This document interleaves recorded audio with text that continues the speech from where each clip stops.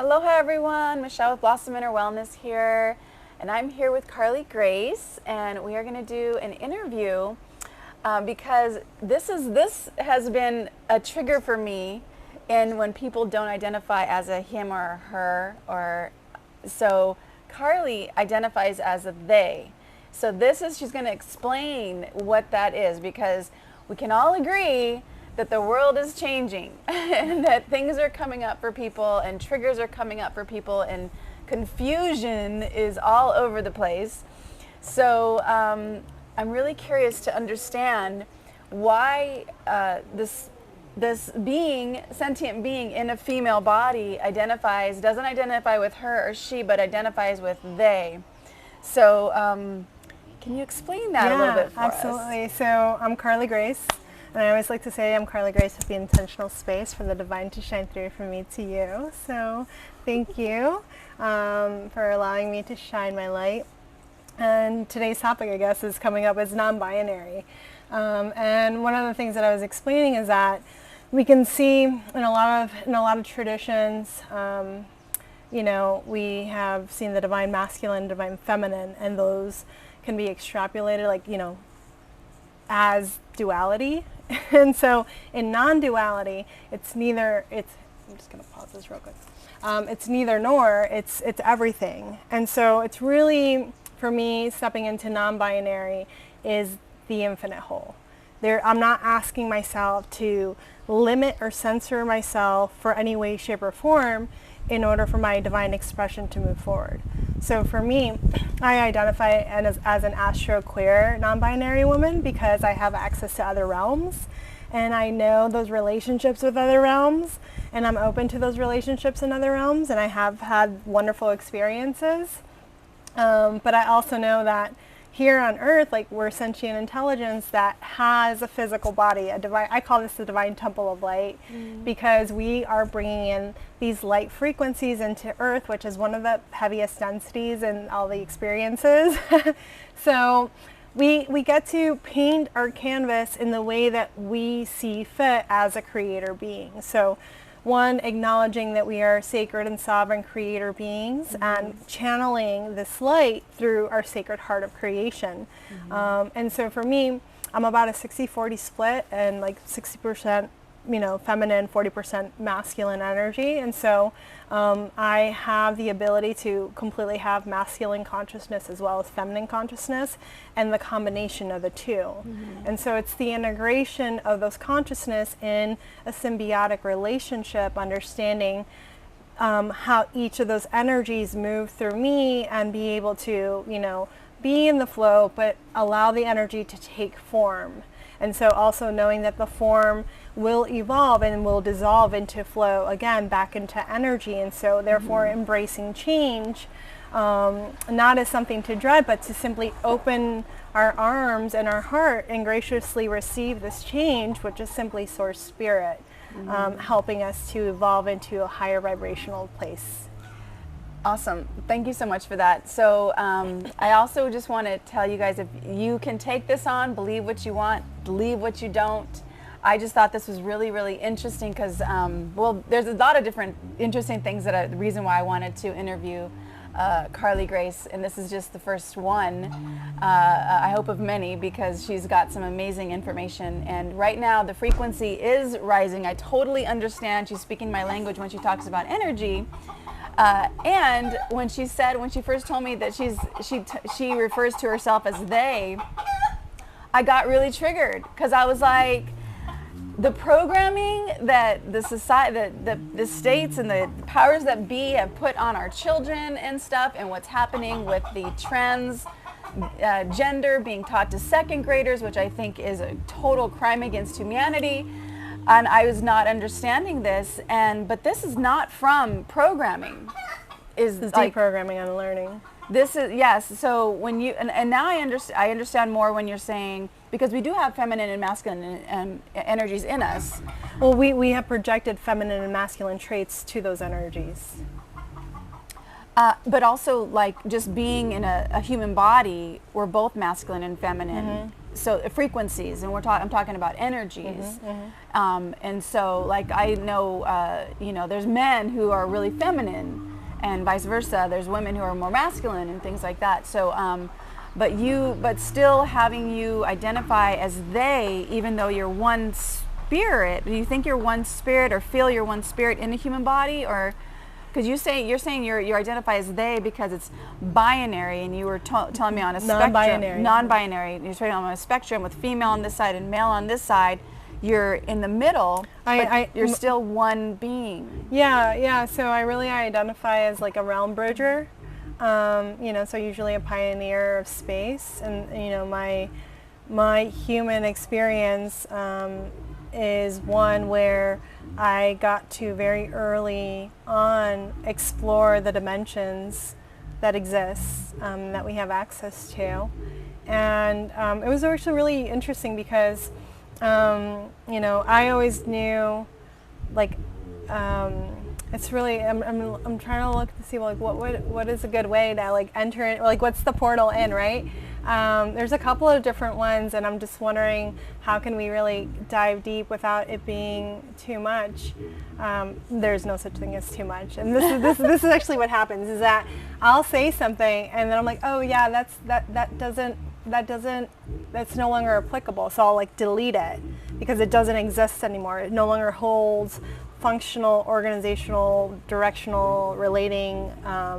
So you know, I really strive to be as pure as I can be, which is simply, for me, the way that it manifests as a reality of me is that the way that I can be in harmony with the energy that flows through me is non-binary, and so I'm continuously evolving my expansion and expression of Source as the reality of Carly Grace, who sits in front of you in this gorgeous divine feminine temple. And so I see myself as a guardian of the divine temple. And you know, I just love that I got to incarnate as a woman this time around, because I wasn't always a woman, you know. I have other expressions, and those expressions come forward. So in this lifetime, the work that I do has come into integrating the infinite whole.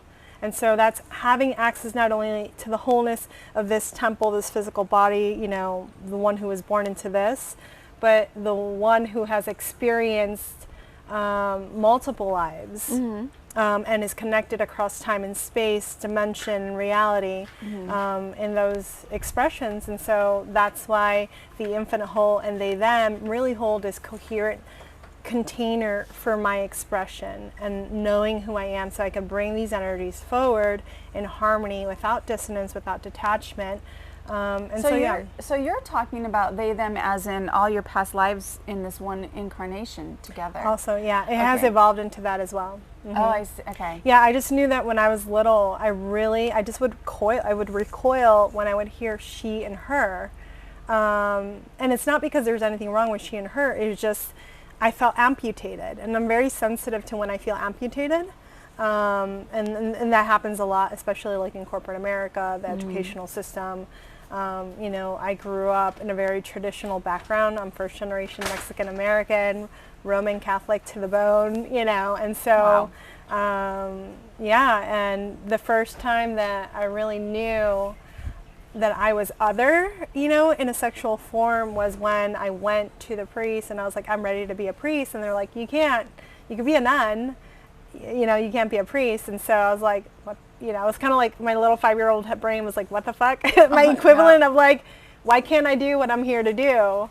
And, you know, and in my trajectory, it really involved, you know, continuously hitting these limits simply because I was a woman of what I could not do. And I'm like, what? And so my embodiment is really to dissolve the attachment that we as a society have to form, and to the projections that we have to that form, and simply understand that we have designed this intelligence of the, you know, the divine masculine temple and the divine feminine temple, and we are streaming in spirit across time and space and realm to bring in as much, unity consciousness, Christ consciousness, simply one consciousness, because we are the 8, I guess there's roughly 8 billion of us, and you could generally say there's 2 eyes per one, so that's, that's 16 billion eyes to the one. Those are the portals, right? So, and that's not even counting in the third eye. So it's a really interesting design that we have created to understand the Creator to continues to evolve, and what was once that we had projected our power out. Now we are reclaiming our power into our temple, bringing in all of our energies across time and space, and that's the foundational work of what I do. So we are no longer separate. These multiple realities are no longer separate, but we actually get to now understand that we have played all players. Yes, I agree with that. We have played all players, and so that really brings in this really cosmic. I love cosmic, and it's really bigger than cosmic, but that's generally the biggest concept that we hold right now as a collective. So I try to use language that the collective can relate to. Yeah. So if you're watching this and you're just going, Michelle, you're crazy. That's okay, because again, take what works for you and what doesn't. But honestly, if you're not questioning things by now, if you're not questioning the system, if you're not questioning every single thing we've ever been taught, then it's time to look around. The things have changed. Things are not going back to the way that they used to be prior to the COVID, and there's a reason for that. It's because we are all expanding emotionally, and this is definitely something that's different and very, I think, not going to be. Carly Grace is not the only one who has this inclination of who she is. So, what did your folks are older? Yeah, much older. Yes, much older, like 70s or 60s or what? I think my dad's 83, my mom is 76. So you could say I am mixed generation. I've always said that since I was a kid. I'm a mixed generation, so I do a lot of intergenerational stuff.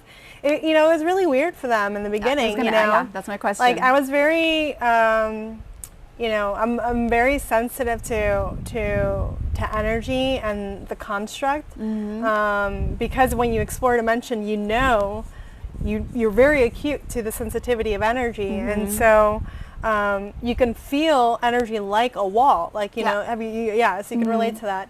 And so we have created these infinite labyrinths within simple relationship, and and I just want to speak on that really quick. So feeling energy, everybody does. If you walk into a room and somebody walks in angry, you can feel that.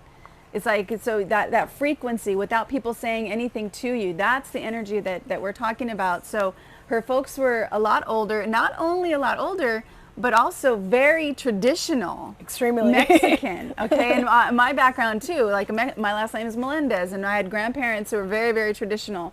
So how did they take this when you said, don't call me she, call me they? Or how did that work? So it's interesting because, it works better with, I like wrote in like a text message to my family. I created a group. I'm like, hey, just so you know, because I wasn't born with a middle name, and I added Grace because I'd been working with Grace since I was 5. And Grace would come in, this divine presence, and literally break my heart. It hurt so bad. It would break it right open, and more light would come in. I would just simply like melt in this pool of unconditional love that I wasn't receiving from the nuclear family, that I wasn't receiving in the collective and, school, friendships or whatever. And more love would come in. And so I have such great appreciation for that. But I think it really works to start with like the fact that I was, in society we talk about like losing our virginity, which is so patriarchal and BS. What do you say? What did you say? Losing our virginity. You don't lose it. And what is virginity? Where's it going to go? Right? Where's it? Yeah. But it's, when I decided to be sexually active, I actually took my parents out to breakfast. And I'm like, let me take them out and let them know what I'm doing now, because I have like this really strong sense of integrity. And there's a little bit there. I was definitely in a place of like over responsibility, and I don't like to keep anything like hidden. So I was like, I took them out to breakfast, and I'm like, just so you know, like I really love my boyfriend. And I knew I wasn't going to marry him. I wanted to marry him so bad just because he was such a sweetie, but like that wasn't the timeline I was seeing, and he wasn't manifesting as someone who would like, I needed someone who was like more driven and whatever, but he had the biggest heart, and I'm still so grateful. I will always be grateful to him. But you know, he was my divine partner who I got to be in a sexual relationship and expression with. That was showing up as a divine masculine, where I could be safe enough to explore my sensuality with him and my oracle. And so I took my parents out for breakfast. And I'm like, I need to tell you something. And they're like, what? And they're like, I'm like, you know, I really love my boyfriend, now partner, right? Like then partner, but you know, updating our language to be more inclusive. And you know, I'm sleeping with him, like, you're right. And they're like, well, as long as you don't get pregnant. And I always knew, like, for me, like, I support freedom, and that means, so I support being sacred and sovereign. So that just basically means whatever you choose to do with your temple, I'm in support of. So because you are your own entity, you are your own design, and you are here manifesting as a reality you for your own divine will and purpose. And so I agree with that. you know, I am simply in support of that expression. And so, but personally, I was like, you know, I don't believe in myself getting an abortion. And so I was like, yeah, I'll do whatever it takes. And I always communicated that to my partners. I'm like, I will never get an abortion. So if this happens, it's happening, whether you choose to be a part of it or not. I am, you know, the cosmic mother. And so, and yeah, so my parents, I purposely took them to a public place because I was like, he's going to kill me. You know, my dad's going to kill me, like literally kill me. And it was so weird because I thought they would blow up. But they basically said, well, you're just going to be responsible for the outcome. And I said, yeah, I am, you know, and it was basically coming into a place of being completely radically responsible for what we perceive as consequences, which is simply just the outcome of our action. And I think we should always take action, intentional action. That is the intention, action, knowing that whatever is, and yeah, being okay with that. But so that was how did you tell them about the they them? Yeah. It was really funny. So I'm watching a movie. Can't tell you which movie, but there's like this like lesbian, I think might have been watching Sense8, which is so fantastic, and they should have done a season 3. If you guys are Sense8ers, oh my gosh, the best. I don't know what that is. It's a really great show. Okay. Yeah, but I was on the porch with my dad, and there was this like woman on woman scene, and my dad made a comment. I'm like, you know, I used to get really uncomfortable with like, oh my gosh, sexuality around my dad, and you know, whatever, which is just this, again, an indication of where we are in society, because in reality is that if we're in a place of innocence, if we're manifesting as pure innocence, which is, I believe, pure source and one, then there's nothing to be ashamed or uncomfortable about. But if we experience shame and discomfort around sexuality, or in watching it, or in being with other people expressing it, then that really indicates the amount of work that we need to do as individuals and as a collective. So I'm with my dad, we're watching the scene, and there's like woman on woman action, and he made a comment, I'm not sure, it was like this weird kind of like, what are they doing? Like, kind of like they shouldn't be doing that, or like, isn't that weird? And I was like, you know, I've done that. Oh my God. I was like, I've done that, and he's like, what? Like he could like, and he kind of like shuts down a little bit, and I'm like, yeah, like, I love all people, and I don't have a limit on love, and physicality is not an expression or a limit or a censorship to that love. And but then they kind of like drop it, and they kind of like leave, like they like to pretend like it doesn't exist. and then they were kind of teasing each other about like who had gay people in their family. I'm like, I'm gay. like you have, you like, because like in Spanish they have ellos for they and them, which is masculine, and so I don't really go. There's not really a good neutral term, so I don't really have a full expression in Spanish for they them that is resonant for me. So it's really about resonance and how I see myself, right? And so for adjectives, I resonate with like cosmic or celestial adjectives. I do definitely like step into the divine goddess, so that's something, I don't really like, and that's where it gets nuanced, and we get to be nuanced, we get to be complex, we get to be layered, and that's literally the human expression. So I think the more that we welcome that, I think it's just going to be a much more beautiful place to be. That's true. For sure, unity. It's all about unity, harmony, and peace, for sure.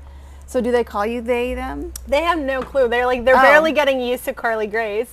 Because I changed my name. I dropped an A and added a Y because it wasn't my frequency. Okay. So this was back in high school. Earlier on, I knew it, but I just didn't have, it wasn't birthed yet. And so it was birthing. And Carly came about because I was actually born Carla. Okay. And so like, what, isn't that a difference? Like Carla, like try calling me Carla. Carla, it's more Carly for sure. Right? For me, yeah. I see that in my head. And so what came through is because, I don't know how it came through to me, but it's one of those things, you just get channels, it comes in every single direction. I was, I had extreme depression. I was suicidal since age 5. Wow. Yeah, so I've been navigating suicidal ideations and depression since age 5. Which is why grace came in, which is why that spirit calling came in. And, as we go in this awakening phase, as we go through these spiritual awakenings or expansions, it's very easy to get into depression, to suicidal ideations, because you feel the divine. You feel the oneness, you feel the love, you feel the support, and then you feel the sharp contrast. Yeah, that's what I was just going to say too, because you also feel the what is going on here? There's and I love that you said sharp contrast, because it's sharp to the heart. Sometimes I've woken up when things are going, especially when things were going down for the first couple of years, and it was just I could feel the anxiety in my body, and then knowing what I know around truth and what I know and have seen around the programming, and knowing that things are coming out that people are going to be in my view and in the story that I've made up in my head around this, is that people are going to see what truly has been happening to us for a very, very long time, and they're going to lose it. And so then that is broken my heart, and I'm just oh my gosh. And then my own journey is, how can I help? How can I help? Mm-hmm. Yeah. So that's when I started doing the work that I've been doing. That's so fantastic. I'm so glad you stepped into that, because we were having this beautiful conversation, and just like Michelle said, is that take what serves. I always have the saying take what serves and compost the rest. I love that. Right?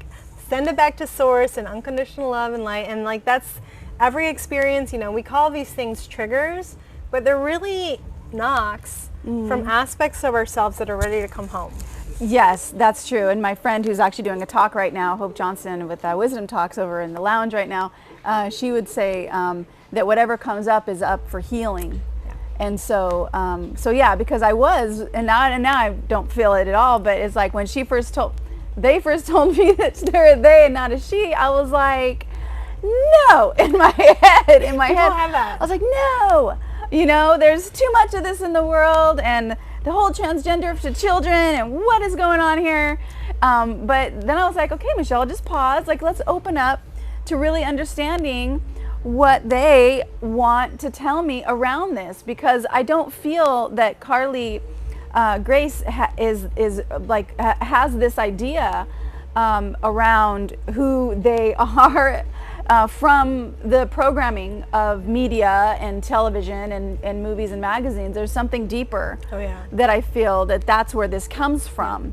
Like, and that's what makes me sad around what's happening right now, because educating children, second graders who aren't even in puberty, about transgenderism and asking them to choose their gender before puberty, I don't feel that is even should be happening. So but I don't feel that that's where this is coming from. No, it's not. And you know, and I would agree to a certain extent about that. And this is actually where it's coming. Like, we should never have to choose our gender. Like, gender is the construct itself. That is the programming.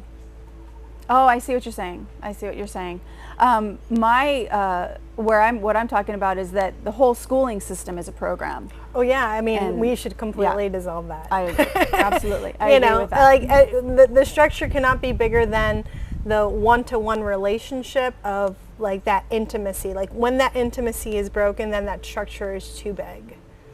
You can have microcosmic structures that are like circular in form. You know, I don't know if I showed you that, but like basically where we know everyone is in communication. You can't be bigger than the health of what is within it, you know, because you have to know each individual person, have their needs met. I mean, right now it's just not. It's not, you know. That's true. And this, I mean, to go a little bit deeper, it's really fantastic because at the core of my work is, you know, how we welcome spirits in and how we help them transition. So we are welcoming our spirit into our temple, and we are also transitioning out. That's why we feel grief. That's why we feel pain, because we die. Yeah, the body dies. Not just that, but like our ego, our constructs, when we feel that, because we're attached to them. Yeah. And so, you know, the process that, you know, that I invite and that I have as my personal practice that came through is that, you know, to breathe myself to life, the inhale, and to die with each exhale. So if we have that pure continuous cycle of coming from source into the body and leaving the body with each exhale, then we are the living temple. There, we are connected to the eternal waters completely. The water of life, the sea, you know, the sea, the quantum sea, which is source infinity. That is manifesting as you and me, you know? Yeah. And, you know, to really welcome our death with a fucking, like, big arms. Like, yes. Yeah. Yes, I am ready to transition into the highest vibrational being that is possible for me. Yes. You know? To bring into the divine alignment all my cells, my bones, the tissue, every aspect across time and space, you know, manifestation, and, you know, and so, yeah, it's just, it comes down to that. So we literally get programmed because it's like, right now there have been studies from a while ago, is that based on your zip code, before you get to kindergarten, your whole trajectory is determined. Yeah. Well, that's really sad. I mean, and it's not an absolute. Absolutely, yes. But if you fall within the spectrum of like not being able to make those degree shifts of perspective, being able to implement that perceptive change into continuous action, you know, because it's very easy to collapse and it's very easy to close off, you know. Well, that's what they're counting on, because that's what makes us separate. Keeps us separate when people are closed off. Yeah, so I really almost don't, I used to talk about them a lot, you know, and I realized that's simply giving them more power. So when we focus on we and us as a primary objective of like, oh, whoa, like, how can I call in my power? How can I call in my energy? Because if we're even I mean, it's great to take a pulse check, you know, like, you know, what is going on in the world. But if we're taking any more than like a couple of minutes to like figure out, but when we're like in community with each other, we know what we need. We're stepping up for one another. And that's how I met her, because she's in community now with me at a special place here on the Big Island. And that's what we're bringing about into the world, is community. That's my vision. Community, harmony, peace, and freedom for all humankind.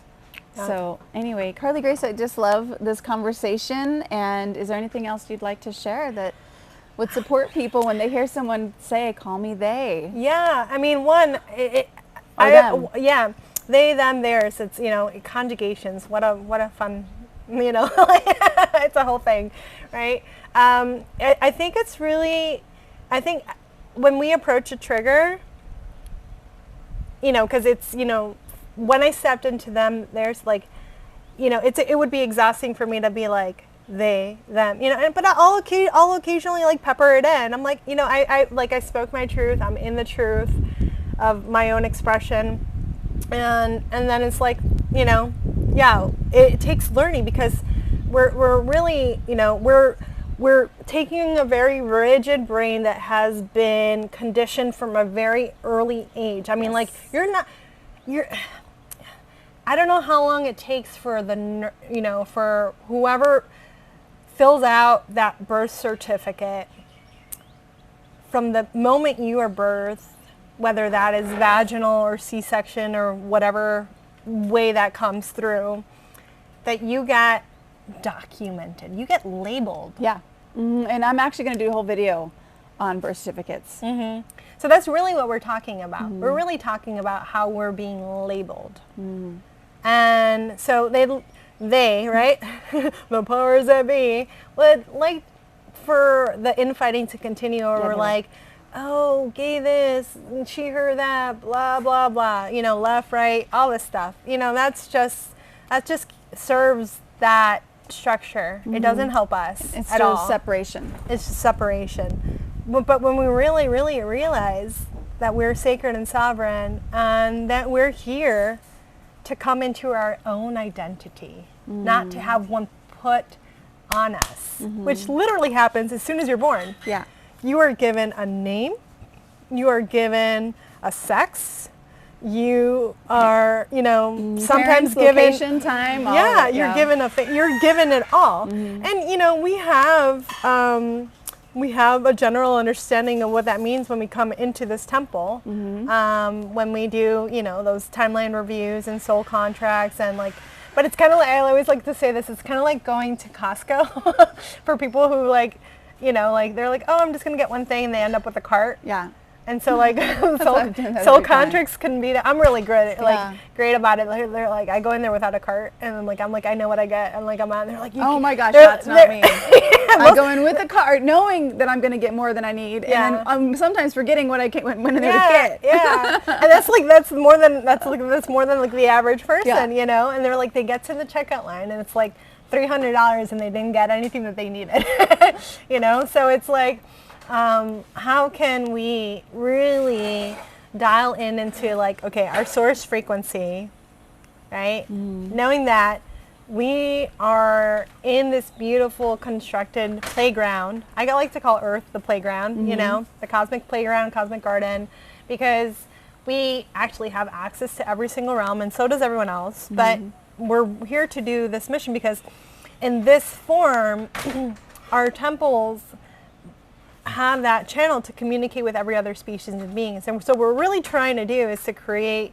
you know, we haven't really done this. We've done like global scale relationships, and we're not really doing a fantastic job here on Earth, to be honest. Yeah. But they've had Mars missions. We've lived on Mars. We've had, you know, it's to like no longer have this collective anesthesia, or like what is it when you forget, like amnesia, collective amnesia, but to actually remember now, to welcome a remembrance.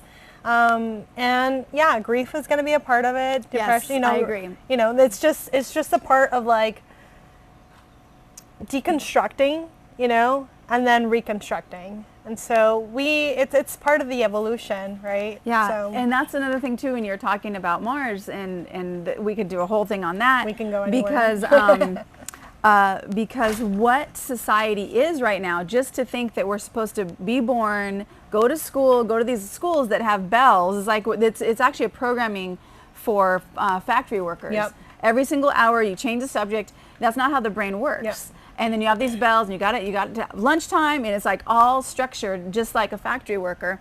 And to just think that, and then you're supposed to go to college, then you're supposed to get a job, then you you work until you're 75 or 65, whatever the age is, then you retire, then it's like all of this structure, you're supposed to have all this house, debt, all of it is actually not who we truly are. It's designed to keep us in a box, which we live in all the time, just like all the Joneses around us, trying to keep up with the Joneses. And the whole structure is designed to keep us from actually really exploring and discovering who and what we are, which is frequency. We are so much more powerful than these beings in this little house. And then you were talking about Mars. We don't even really understand the true history of where we come from. Yeah. And so it's like people, you know, they think about aliens, but they think, oh, no, that's not possible. But how arrogant is it to not think that there's other life out there? Oh, yeah. And, you know, it's like there's a face on Mars that looks, there's this pyramids on Mars that looks like the Great Pyramids. It's like, who made those Great Pyramids? I mean, we could go into a whole topic like that. But anyway, any last comments? Because I can sit here for another hour with you, which we will. Was that even an hour? Like it felt like 5 minutes. Like 35 minutes. But anyway, I'm so glad that you were that you said yes to this interview. I'm so glad I had that experience with being triggered around the they and the them, and now I totally feel more at peace with it.